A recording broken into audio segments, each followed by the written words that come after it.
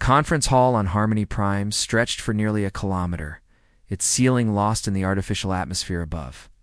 247 species sat in their designated sections, each area modified to suit the environmental needs of its occupants.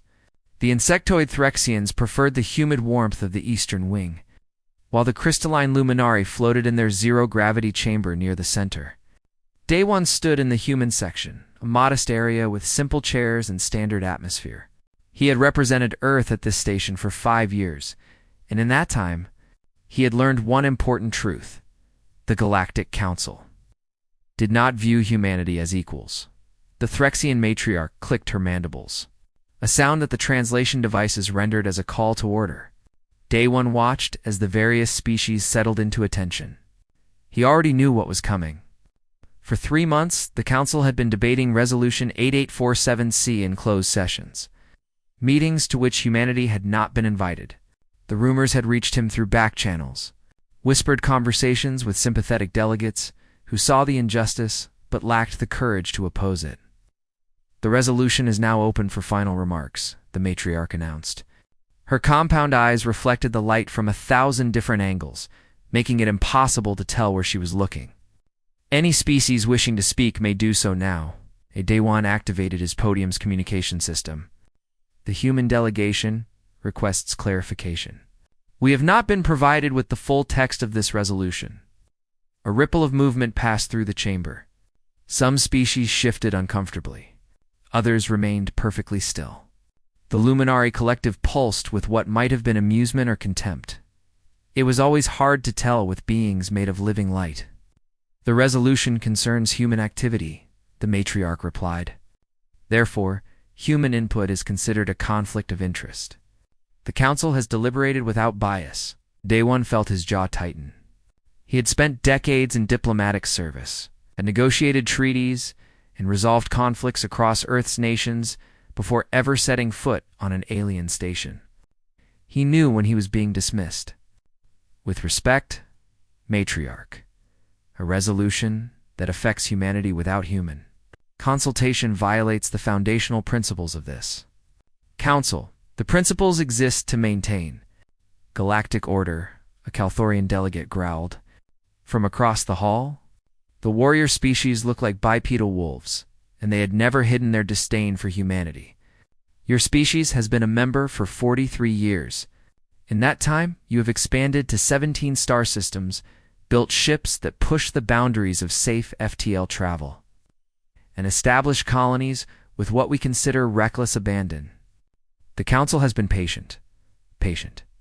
Daywin's voice carried across the hall. We have followed every regulation, paid every required fee, and contributed our share to collective defense. What law have we broken? None yet. The Luminari collective spoke as one, their voices harmonizing in an eerie chorus. This resolution is preventative. Humanity displays patterns of aggression and territorial expansion that match 6 previous species. 5 of those species started wars that killed billions. The 6th was contained before they could spread further. The word contained hung in the air like a threat. Daywin looked around the chamber, searching for allies. A few species looked sympathetic, but none would meet his gaze. Fear ruled this council, he realized. Fear of change, fear of competition, fear of anything that disrupted their careful hierarchy. The vote is called, the matriarch announced. All in favor of Resolution 8847C. Lights appeared across the chamber as species registered their votes. Daywin watched the display with a sinking feeling. Green lights for approval, red for denial.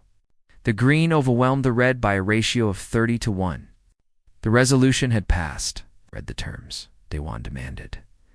The matriarch's mandibles clicked in what might have been satisfaction. Effective immediately, all human military vessels must be registered with Council oversight. FTL drive capabilities will be limited to standard commercial speeds. Human colony expansion is frozen for 100 standard years.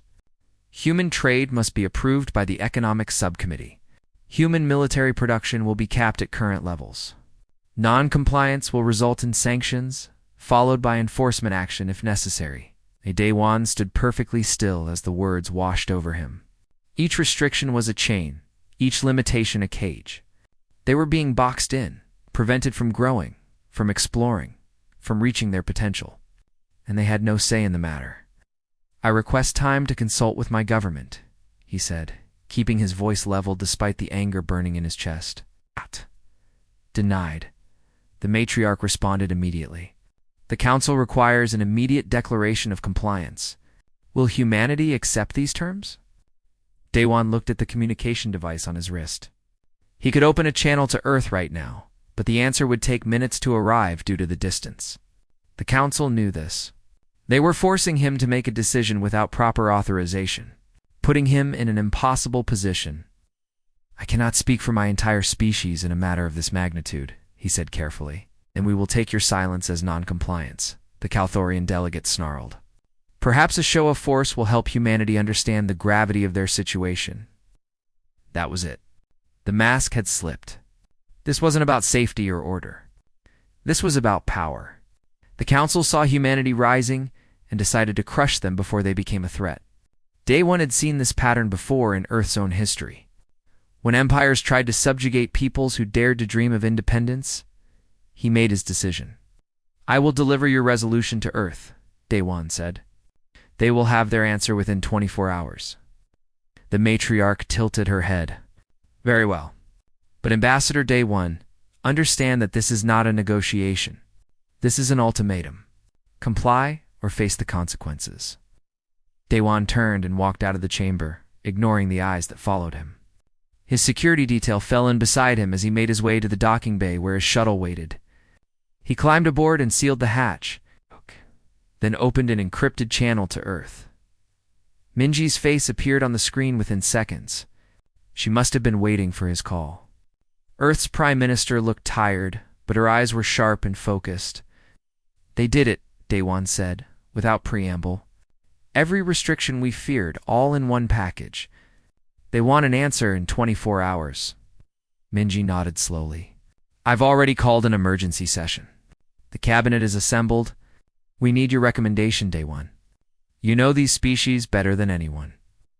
Daewon leaned back in his chair and looked out the viewport at Harmony Prime.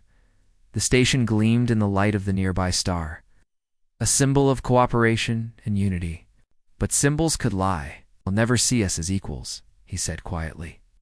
"No matter what we do, how we prove ourselves, they'll always see us as threats to be managed. This resolution is just the beginning. If we comply, there will be more restrictions, more controls, until humanity is nothing but a footnote in their empire. And if we refuse, they'll try to force us. They have the numbers, the ships, the experience. On paper, we can't win." Minji smiled slightly. "On paper. But we're not very good at staying on paper, are we?" Daewon felt something shift in his chest. Hope, maybe, or something fiercer. "No, Prime Minister, we're not. Come home, Daewon. We have a lot to discuss, and I think it's time the Council learned something about humanity." The channel closed. Daewon looked at his pilot. "Take us home. Full speed." As the shuttle prepared for departure, Harmony Prime's security vessels moved to intercept. They had been expecting this. Daewon watched the alien ships approach, their weapon systems powering up. They really thought they could stop him. "Activate the new shields," Daewon ordered. The pilot's hands flew across the controls. The shuttle's exterior shimmered, and then the security vessels passed right through them. Their weapons fired, dissipating harmlessly. The phase shields worked perfectly. Giwan and her team had outdone themselves. Daewon's shuttle jumped to FTL, leaving Harmony Prime behind. Across the galaxy, 247 species received a simple message. Transmitted on all frequencies, Earth's answer will arrive soon, and it will not be what you expect. 3 weeks had passed since Daewon's escape from Harmony Prime, and the Galactic Council was furious. In the Grand Chamber, Fleet Commander Vren of the Calthorian Empire stood before the assembled delegates, his fur bristling with anticipation. Behind him, holographic displays showed the formation of the largest military fleet assembled in recent galactic history. 500 warships from 12 different species, all converging on one destination, Earth's solar system. The humans have had sufficient time to reconsider, Vren growled, his voice carrying the weight of centuries of military tradition. They responded to our reasonable demands with defiance. They broadcast their rejection to every species in the galaxy, undermining Council authority. This cannot stand. The Threxian matriarch clicked her agreement. The containment fleet will block their system. No ships in, no ships out. When their colonies begin to starve, when their economy collapses, they will beg to return to the Council's protection. A Viridian delegate raised a tentacle in question. And if they resist? Vren's lips pulled back, revealing teeth designed for tearing flesh. Then we will remind them why the Calthorian Empire has never lost a major engagement. We will disable their ships, occupy their colony on Mars, and demonstrate the cost of defying galactic order. On Earth, Hyan Wu stood in the Global Defense Command Center, watching those same holographic displays. His team had intercepted the Council's communications thanks to Taiyang's brilliant work in signals intelligence. Every transmission, every tactical plan, every ship movement was laid bare before them. The Council thought they were dealing with primitives. They were about to learn otherwise.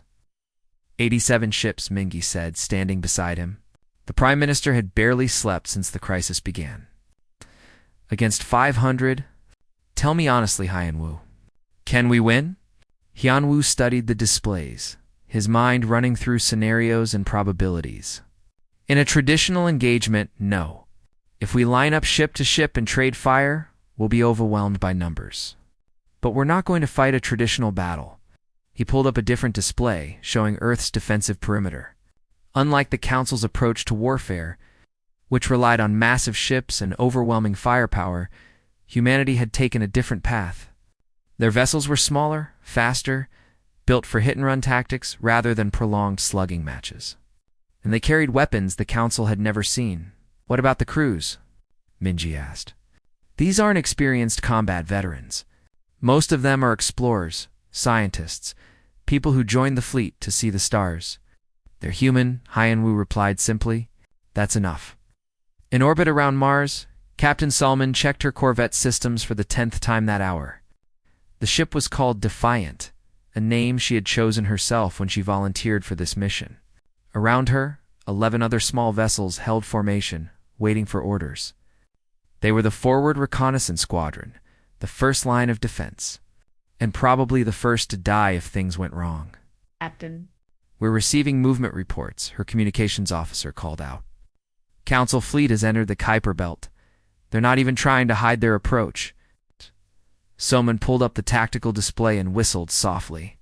The enemy fleet looked like a wall of metal and energy, advancing in perfect formation. Each ship was 3 times the size of her Corvette. She counted 80 cruisers in the vanguard alone, with the main fleet hanging back in reserve. Arrogant, she muttered. They think we'll run, won't we? Her weapons officer asked nervously. He was young, barely 25, fresh from the academy. Salman grinned. Oh, we'll run. But not before we teach them a lesson. All ships form up on me. Activate the new systems on my mark. The Council fleet continued its advance, confident and steady. Fleet Commander Vrin sat in his command chair, watching the scanners for any sign of human resistance. So far, nothing. Perhaps the humans had realized the futility of fighting and would surrender without bloodshed. Sir, detecting 12 small craft at extreme range, his tactical officer reported. They're moving to intercept. Vren leaned forward. 12? Against 80 of our vanguard ships? Confirmed, sir. They appear to be Corvette-class vessels. Vren's laugh echoed through the bridge. They send children and toys to face us. Very well, Vanguard. Engage at will. Disable if possible, but do not risk our ships for their foolishness. The 80 Council cruisers broke formation slightly, moving to surround the small human squadron. It would be over in minutes. Vren was already composing the report he would send back to Harmony Prime. Detailing the ease of this victory, then Salman gave the order. Now, 12 human corvettes suddenly accelerated to speeds that should have been impossible. They didn't move like ships. They moved like thoughts, like lightning given form. The council ships fired, but the humans were already somewhere else. Summon's corvette dove beneath a Threxian cruiser, firing weapons that ignored the alien ship's shields completely. The cruiser's hull tore open like paper, internal explosions blossoming along its length. What in the void? Vren shot to his feet. How did they penetrate our shields? His tactical officer stammered, trying to make sense of the readings. I don't know, sir. Their weapons aren't using standard energy frequencies. It's like they're phasing through our defenses. Another council ship died, then another. The human squadron moved like a school of fish, never where the enemy expected, always striking from impossible angles. They used the debris from destroyed ships as cover, bounced their fire off asteroids, performed maneuvers that would kill any other species from the gravitational forces. Alone, Tan sat in his station on Earth, watching the battle unfold through data feeds. His fingers danced across controls, slicing into the Council fleet's communication network. He planted false orders, created phantom sensor readings, made the enemy see threats that didn't exist. 3 Council ships, confused by his interference, fired on their own allies. Chaos spread through the vanguard. Salmon pulled her corvette into a spiral that defied physics. Dodging fire from 5 ships at once, her weapons officer called out target solutions, and she fired without hesitation. Another Council cruiser went dark, its systems fried by humanity's new electromagnetic pulse weapons. They had studied every species in the Council, learned their weaknesses, designed specific countermeasures. The Council's strength was their diversity, but it was also their vulnerability. Each species used different technology, different shields, different tactics. Humanity had prepared for all of them. They're breaking formation, Summon's tactical officer reported. The vanguard is falling back, Pursue Soman ordered. Make them feel it. The 12 human ships pressed the attack, picking off stragglers and damaged vessels. By the time they finally retreated, 23 Council ships were destroyed or disabled. The human squadron had taken some hits, but not a single ship was lost. Fleet Commander Vren stared at his displays in disbelief. 23 ships. Nearly a third of his vanguard, gone in less than an hour. Against 12 tiny vessels. It was impossible. It was humiliating. It was terrifying. Pull back to the Kuiper Belt, he ordered, his voice hoarse. Regroup! And send a message to Harmony Prime. Tell them we need reinforcements. His officers looked at him with expressions he had never seen before on Calthorian faces. Doubt. The Empire had never lost a major engagement. That perfect record was about to be broken. On Earth, celebrations erupted in the command center. Officers hugged each other, cheered, laughed with relief and joy. Hinwu watched it all with a small smile, but his eyes remained on the tactical displays. This was just the opening move. The real battle was still to come. Salmon brought her squadron back to Mars, her hands shaking slightly from adrenaline as she guided her corvette into the docking bay. Her crew was silent, stunned by what they had just accomplished. They had faced impossible odds and won. But Salmon knew better than to celebrate too early. She had studied military history, knew how dangerous it was to underestimate an enemy. The Council would come back harder, angrier, and more prepared. Still, she climbed out of her ship and saw the looks of admiration from the ground crew. She allowed herself a moment of pride. Humanity had made its statement. They were not prey. They were not victims. They were warriors, and they would fight for their freedom no matter the cost. Across the galaxy, news of the battle spread faster than light. Species that had dismissed humanity as upstarts suddenly paid attention. In quiet chambers and secret meetings, ambassadors and leaders began to whisper questions. If the humans could do this, what did it mean for the Council's authority? What did it mean for the established order? The Viridian Confederacy sent an encrypted message to Daewon, who had returned to Earth after his escape. The message was simple, but revolutionary. We are interested in discussions. The Council is not as unified as they claim. Minji read the message and looked at Daewon. It's starting. The cracks are showing, as Daewon agreed. But we still have to survive the next assault. Vrin won't make the same mistakes twice. then we'll make new mistakes for him, Hien-Wu said, entering the room. He looked exhausted but satisfied. I have a plan. It's risky, and it requires perfect timing, but I think we can turn their numbers against them. Minji gestured for him to continue. Hien-Wu pulled up a star chart, showing Neptune and its surrounding space. This is where we'll make our stand. And this is how we're going to win. The underground facility stretched 4 kilometers beneath the surface of Luna, Earth's moon. Guan walked through corridors that few people knew existed.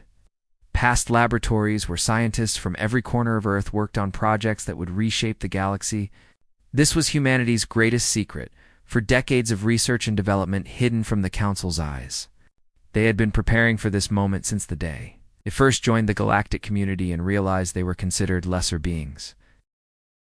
In the main briefing room, Earth's Defense Committee waited. Minji sat at the head of the table with Hien-Wu, Daewon, and several other key leaders arranged around her. Giwan activated the holographic display and began her presentation. For 43 years, we've been told that human technology is primitive, Giwan said. That our FTL drives are crude, our weapons inefficient, our shields weak. The Council believed this because we let them believe it. While they stagnated, comfortable in their superiority, we innovated. The display showed a sleek silver device. This is the quantum displacement drive. It doesn't move a ship through space. It moves space around the ship.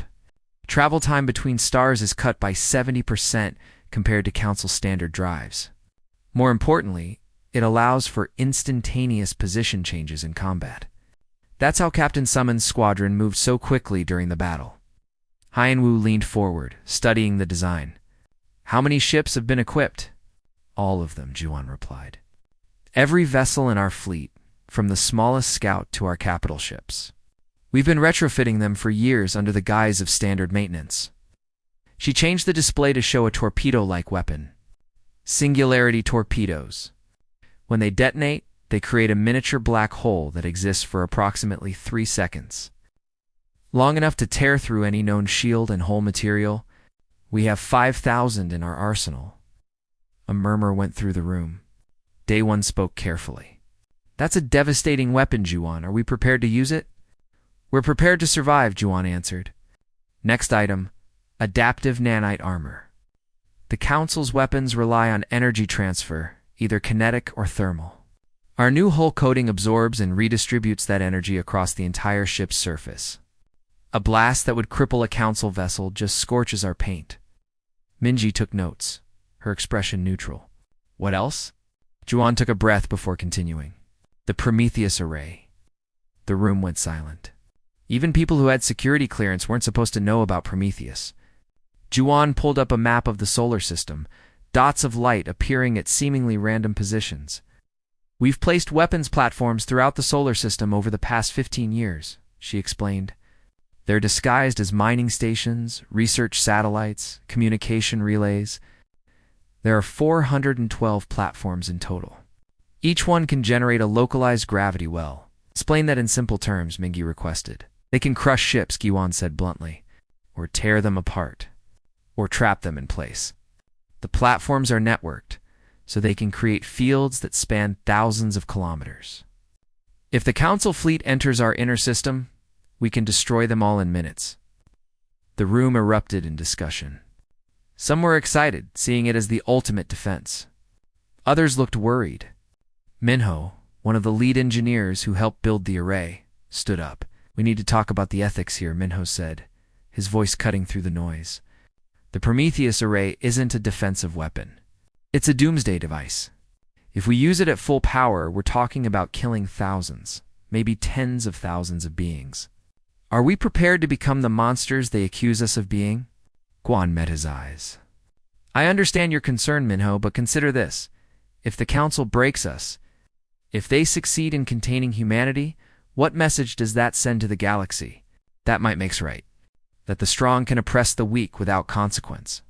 Sometimes the threat of overwhelming force prevents war rather than causes it. And if they call our bluff? Minho challenged. It's not a bluff, Hien-Wu said quietly. Make no mistake. If the Council forces us to choose between submission and survival, we will choose survival. Every time. Minji raised her hand, calling for silence. We're not going to decide this today.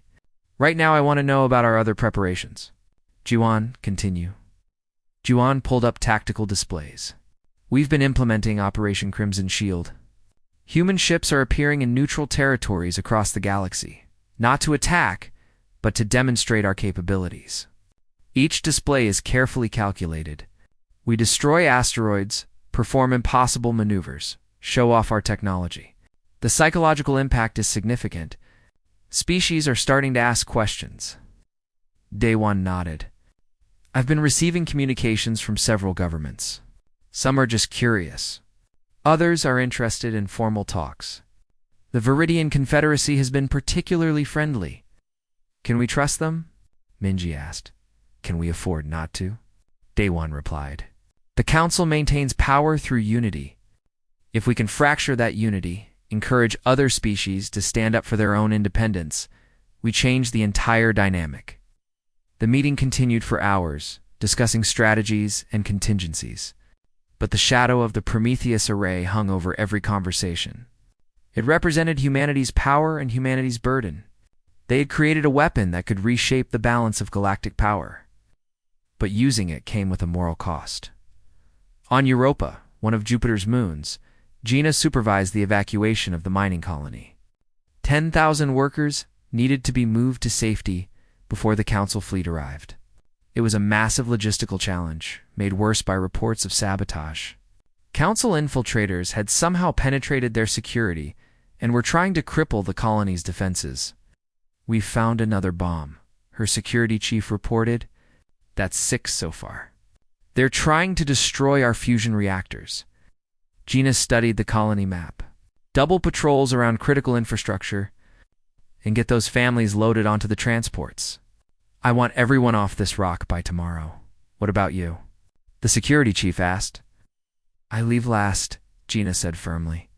That's the rule. Explosion rocked the colony. Gina grabbed a support beam to steady herself. Report. Reactor 3 is damaged. We're sealing the compartment, but it's going to delay the evacuation. Gina made a decision. Reroute power from the mining equipment. We don't need it anymore. Use everything we have to keep life support running and get those transports loaded faster. She spent the next 18 hours coordinating the evacuation, stopping only when absolutely necessary. When infiltrators attacked a transport full of children, Gina personally led the security team that stopped them. She wasn't a soldier, but she was a mother and an administrator who understood that. Leadership meant putting others first.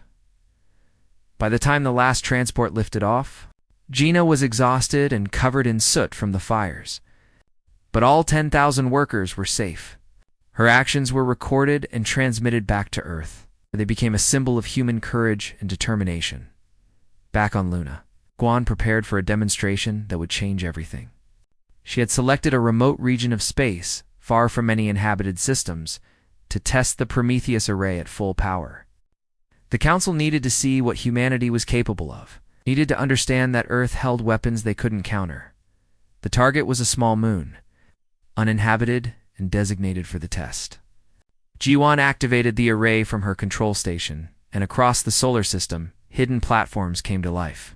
They focused their power on a single point in space, creating a gravity well that reality couldn't sustain. The moon collapsed. Its entire mass compressed into a point smaller than an atom, creating a singularity that blazed with radiation. For 3 seconds, a black hole existed where a moon had been. Then the array released its hold, and the singularity dispersed in a flash of energy that could be seen from a dozen light years away.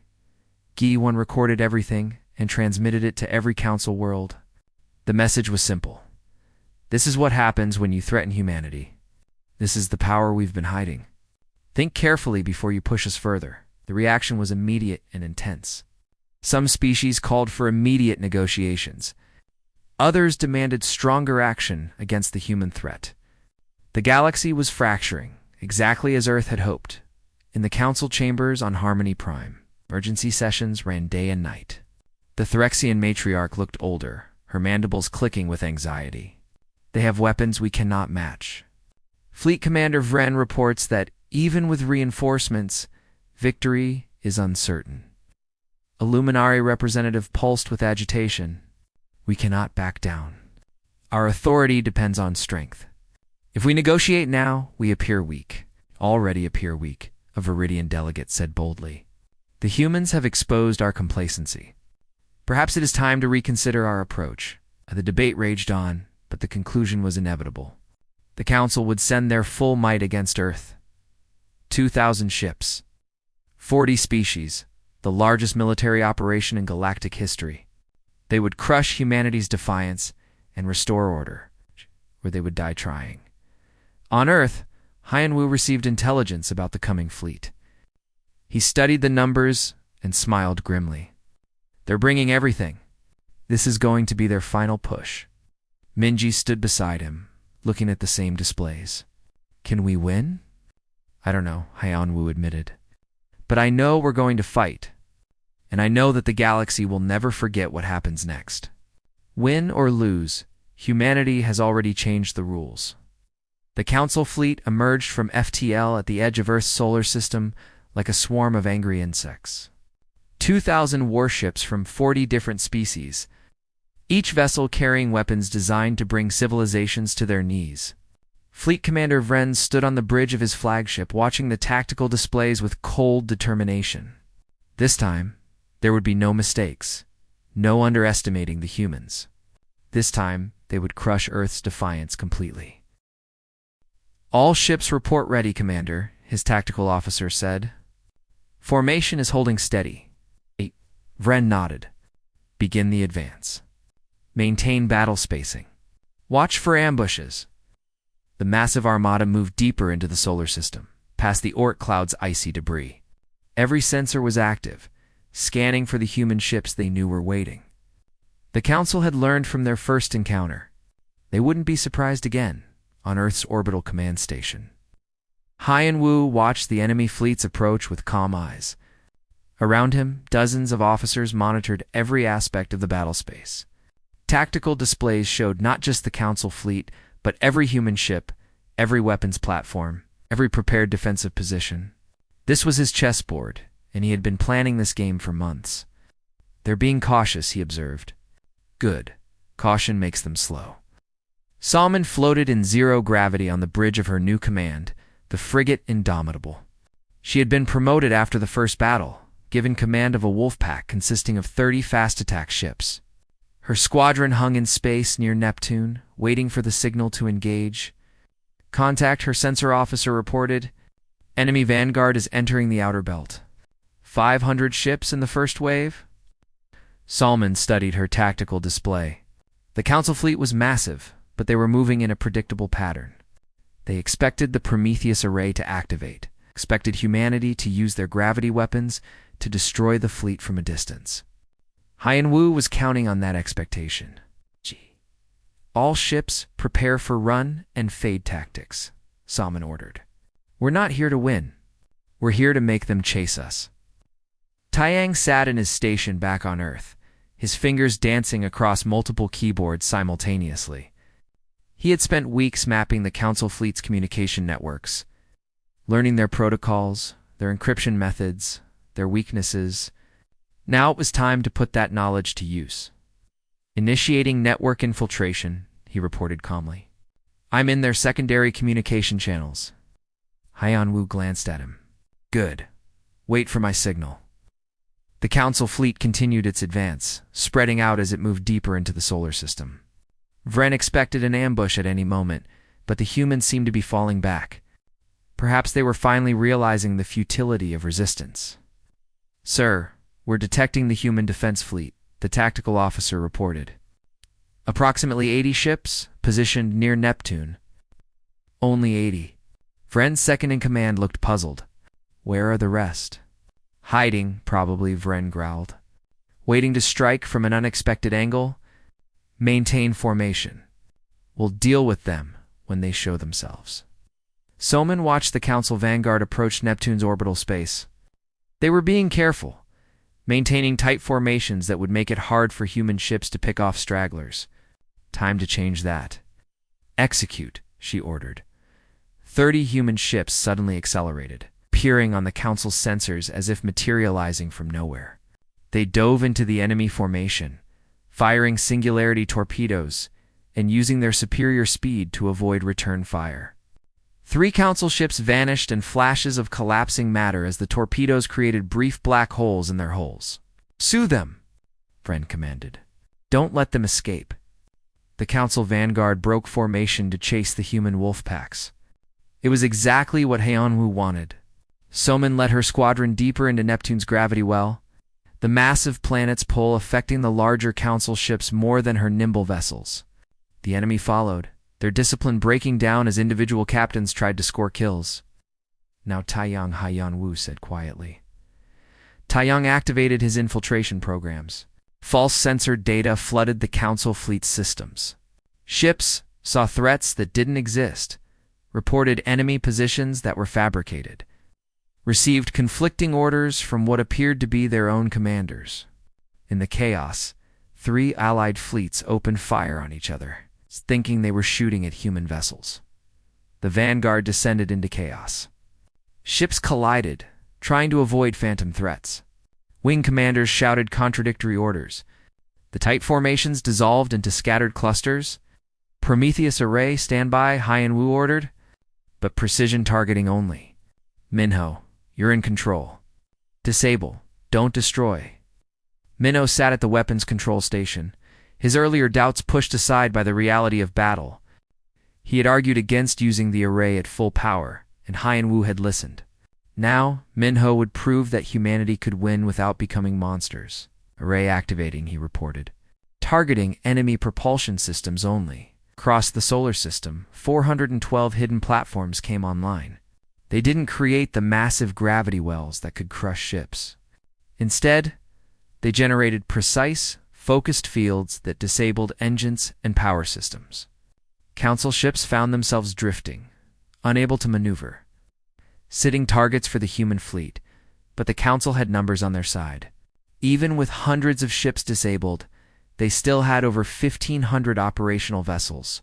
The main fleet pushed forward, and now they were angry. Vren watched his battle plan crumble with growing fury. The humans had anticipated everything, turned all his careful preparations against him. But he was Calthorian, descended from a warrior lineage that stretched back 10,000 years. He would not be beaten by primates who had barely left their home world. "All ships, Emergency Protocol 7, he commanded. "Disperse and advance. No formations, no predictable patterns. Every captain acts independently. Overwhelm them with chaos." It was a desperate tactic, but effective. When 2,000 ships all moved in different directions, pursuing different objectives, it was almost impossible to counter them all. The human fleet found itself facing enemies from every angle. Summon Squadron took heavy fire as Council ships swarmed around them. Her shields held, but her hull was taking damage. "We need to fall back," her weapons officer called out. "Not yet," Solman replied through gritted teeth. She pulled her ship into a dive that made the artificial gravity struggle to compensate. 2 Council cruisers followed, right into Neptune's upper atmosphere. The gas giant's crushing pressure and violent storms destroyed the enemy ships in seconds. Salman pulled up just in time, her hull screaming from the stress. The battle spread across Neptune's orbital space. A chaotic mess of ships and weapons fire. Humans used their speed and technology to strike and fade. The Council used their numbers to be everywhere at once. Ships died on both sides. On the indomitable S-Bridge, alarms screamed as a Calthorian destroyer got a lock on them. Salman saw the enemy ship's main gun charging and knew her shields wouldn't hold. She closed her eyes, preparing for the end. Then the destroyer exploded. Suman's eyes snapped open to see a human capital ship, the Sovereign, moving into position. It was one of Earth's newest vessels, and it was magnificent. "All human ships form on the Sovereign," Hyeonwoo's voice came through on all channels. "It's time to show them what we're really capable of." The scattered human fleet converged, forming a defensive sphere around the capital ship. The Council fleet moved to surround them, sensing victory. They had the humans trapped. Hyeonwoo smiled. "Activate quantum displacement drives. Full combat protocol." What happened next would be discussed in military academies across the galaxy for generations. The entire human fleet, moving as one, performed a synchronized displacement jump. They didn't move through space. They simply stopped being in one location and started being in another. The Council fleet found itself firing at empty space while the humans appeared behind them. Weapons fully charged, the following 15 minutes were brutal. Human ships tore through the Council formation from the inside out, using their unique drives to be everywhere and nowhere. Singularity torpedoes created brief black holes that consumed enemy vessels. Electromagnetic pulse weapons fried electronics. Precision strikes from the Prometheus array disabled ship after ship. Vren watched his fleet being systematically destroyed and felt something he had never experienced before: despair. His flagship's bridge was filled with smoke from damaged systems. Half his fleet was disabled or destroyed. The rest were scattered and demoralized. "Commander." Incoming transmission from the humans, his communications officer reported. "Put it through," Vren said tiredly. Minji's face appeared on his screen. "Fleet Commander Vren, I'm giving you one chance to end this. Order your ships to stand down. We'll return all captured crews unharmed. This doesn't have to end in more death." Vren looked at her, this human leader who had somehow orchestrated his defeat. "And if I refuse? Then we'll keep fighting until there's no one left to fight," Minji said simply. "But I don't think that's what either of us wants. You came here to force humanity into submission. You've failed. Accept it and live, or continue and die. Your choice." Vren looked around his bridge at his crew. Young Calthorians who had believed in the Empire's invincibility, who had trusted him to lead them to victory. They were looking at him now, waiting for his decision. He had been a warrior his entire life. He understood honor, duty, the glory of battle. But he also understood when a battle was lost. Continuing to fight wouldn't be brave. It would be murder. "All ships," he said quietly, "cease fire. Stand down." The Battle of Neptune's Gate was over. 1,400 Council ships were disabled or destroyed. 320 were completely lost. Humanity had lost 12 vessels. It was the most one-sided military defeat in galactic history. Gina, watching from the evacuation center on Europa, cried with relief. All the colonies were safe. The fleet had won. Humanity had proven it could defend itself against impossible odds. On Earth, celebrations erupted. But Hyenwu didn't celebrate. He looked at the casualty reports, both human and alien, and felt the weight of command. They had won, but at what cost? Thousands of beings were dead. Families across 40 species would mourn tonight. Mingi stood beside him. "You did what was necessary, I know," Hyenwu replied. "But that doesn't make it easier." "It shouldn't be easy," Mingi said. "The day violence becomes easy is the day we lose our humanity." 6 months had passed since the Battle of Neptune's Gate, and the galaxy was still adjusting to the new reality. On a station called Haven's Reach, it's built by human engineers in orbit around Earth's moon. Representatives from hundreds of species gathered for what would become known as the Galactic Peace Conference. The station was beautiful, a blend of human architecture and alien aesthetics. Symbolizing the cooperation everyone hoped to achieve, Day One stood at the viewport, watching ships arrive from across the galaxy. He had been offered leadership of the new coalition forming in opposition to the Council's old ways, but he had declined. "I'm a diplomat, not a ruler," he had told them. "What we need now is conversation, not commands." Minji joined him at the viewport. She looked different now, more relaxed than during the crisis. "Nervous?" she asked. "Always," Day One admitted. "We're trying to rebuild a galactic order that's existed for 10,000 years. The Council isn't going to let go of power easily." The main conference hall filled with delegates over the next hour. The Phyrexian matriarch was there, looking diminished somehow, her confidence shaken by the defeat. Luminari representatives floated in their containment fields, pulsing with uncertainty. Calthorian warriors stood stiffly, uncomfortable in a setting where strength of arms meant nothing. But there were others too.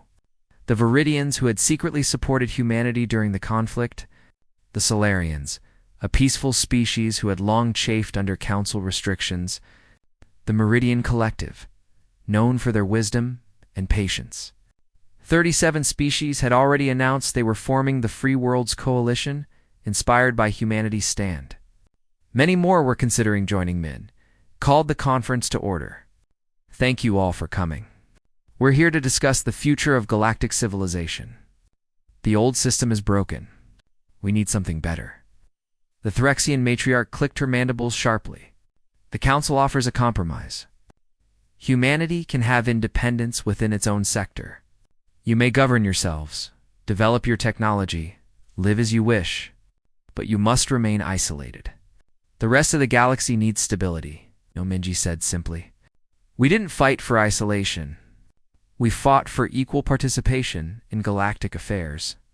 Earth demands a seat at the table, not a cage in the corner. It demands. The matriarch's voice carried threat. You may have won a battle, but the council still represents 247 species. You are one species alone. Are they alone?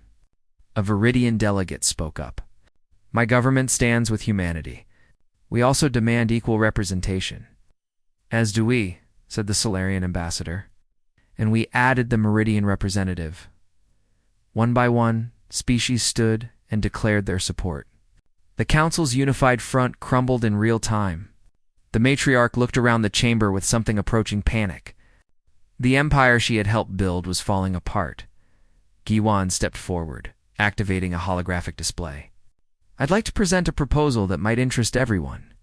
My team has developed a quantum communication network that allows instant dialogue across any distance. No more delays waiting for messages to travel at light speed. The entire galaxy could be connected in real time. And what do you want in exchange for this technology? A Luminary representative asked suspiciously. Nothing, Giwan replied. We're offering to share it freely with all species. Humanity's strength isn't in hoarding knowledge. It's in cooperation and innovation. The chamber erupted in discussion. Species that had been considering neutrality suddenly saw the benefit of allying with humanity. Technology that could connect the galaxy would be revolutionary. Wars could be prevented. Trade could flourish. Cooperation would become easier than conflict. Day-1 watched it all unfold with quiet satisfaction. This was exactly what he had hoped for. Not conquest, not domination, but genuine partnership based on mutual benefit. The conference continued for 3 weeks. Arguments were fierce, compromises were difficult, but slowly a new framework emerged. The council would be reformed with new principles. All species would have equal voting rights regardless of their military or economic power. Decisions would require broader consensus, not just approval from the strongest members. Military restrictions would be abolished for everyone. Technology sharing would become mandatory for defensive innovations. On the final day, Fleet Commander Vryn requested permission to address the assembly. He had been held as a prisoner of war, but treated with dignity and respect by his human captors. The Calthorian warrior looked different now, less certain of his superiority. I commanded the fleet that attacked Earth, Vryn began, his voice carrying to every corner of the hall. I believed humanity was a threat that needed to be contained. I was wrong. The council had grown arrogant and complacent. We forgot that strength comes in many forms. We forgot that diversity should be celebrated, not feared. I turned to face Minji directly. The humans defeated us not through cruelty or savage violence, but through innovation and courage. They could have destroyed my entire fleet. They chose mercy instead. They could have used their victory to demand tribute or territory. They chose partnership instead. I have learned more about honor in 6 months of human captivity than in a lifetime of Calthorian military service. His testimony swayed many undecided species. If even the proud Calthorians could acknowledge humanity's virtue, perhaps cooperation was possible. The new charter was approved by a vote of 187 to 60. It wasn't unanimous, but it was overwhelming. Earth was granted 3 seats on the reformed council of 250 species. The Free Worlds Coalition was recognized as a legitimate alliance. The Prometheus array would be placed under joint oversight. ensuring no single species could threaten the others. As the conference ended, Minji announced her resignation as Prime Minister. "My job was to see humanity through this crisis," she told her cabinet. "That job is done. Someone else should lead us into this new era." She spent her final months in office working with Daewon to establish the Interspecies Cultural Exchange Institute, an organization dedicated to fostering understanding between species. They both believed that lasting peace required more than treaties and military balances. It required genuine friendship and mutual respect. Hyen Wu accepted a new position as Earth's first ambassador to the Free Worlds Coalition. He had proven himself as a military commander, but he was ready to use his strategic mind for diplomacy instead. His first act was to propose joint training exercises.